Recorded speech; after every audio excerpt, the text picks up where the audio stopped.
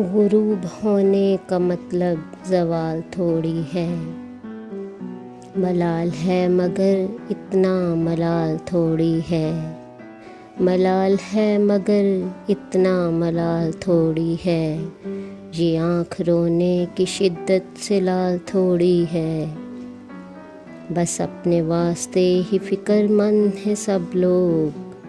बस अपने वास्ते ही फ़िक्रमंद है सब लोग। यहाँ किसी को किसी का ख्याल थोड़ी है। परों को काट दिया है उड़ान से पहले। परों को काट दिया है उड़ान से पहले।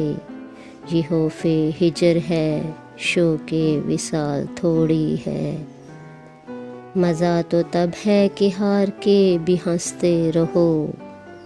मज़ा तो तब है कि हार के भी हंसते रहो। हमेशा जीत ही जाना कमाल थोड़ी है।